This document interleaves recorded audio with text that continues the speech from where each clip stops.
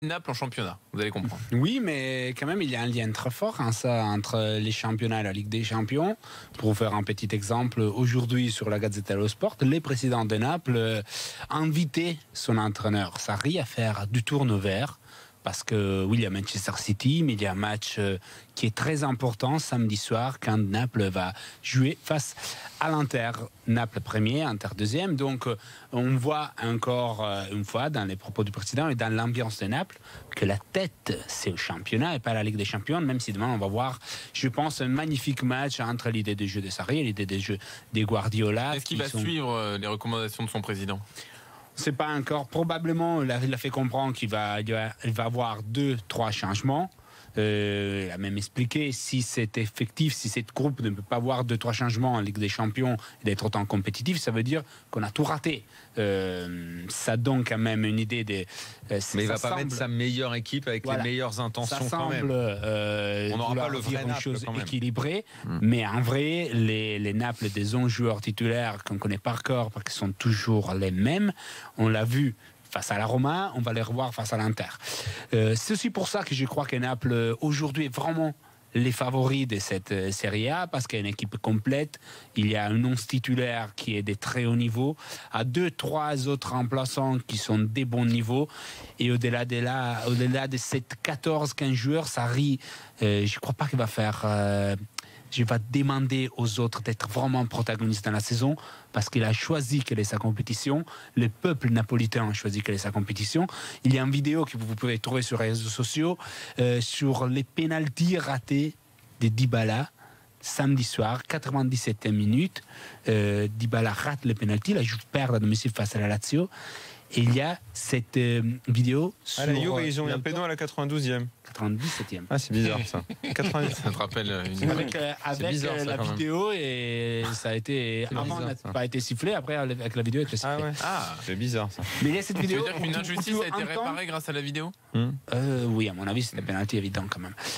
C'était sûr, il n'y a pas eu de débat après. Je pense que les mecs de la Lazio, ils pensent aussi ça. Bon, excuse-moi Pourquoi, ouais. Simonet, je l'ai relancé. Pourquoi vous le relancez Excusez-moi. Pourquoi vous le relancez N'était pas très content, mais Ah quand ouais. tu vois les Donc images... malgré la c'était vidéo, ils évident. n'étaient pas contents. Ah, mais si tu Ouais, prends ouais. un penalty à la 97e, t'es pas Ouais, t'es content. jamais contente, mais Je te dis que même les supporters du Milan n'étaient pas contents de voir un penalty à la 90e. Et alors donc Et là ça aussi, pour dire c'était que le penalty de Dybala raté a été fêté à Naples. Ah bah Ouais. oui, oui. Pour vous dire énormément. Aujourd'hui, Naples a une avance importante déjà en championnat. C'est pas très déterminant parce que il y a 2 ans, la Juve, après la 10e journée, s'était retrouvée avec 10 points de retard sur la première et après a gagné le titre.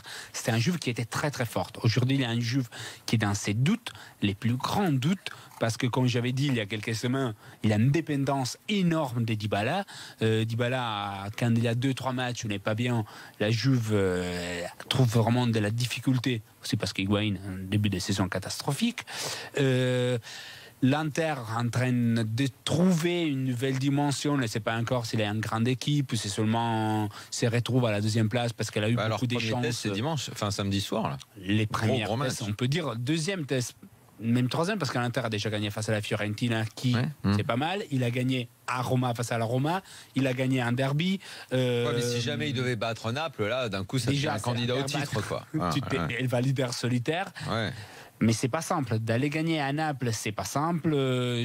Naples, c'est la seule équipe en Europe qui, pour l'instant, a tout gagné, c'est-à-dire 8 matchs sur 2 dans son championnat. Logiquement en première, on parle énormément, je pense, de 29 buts marqués par City. Naples est à 26 quand même. C'est une équipe qui joue bien, qui marque de buts, qui défensivement est très solide. Et je trouve qu'aujourd'hui, il n'a pas vraiment des adversaires à son niveau en Serie A.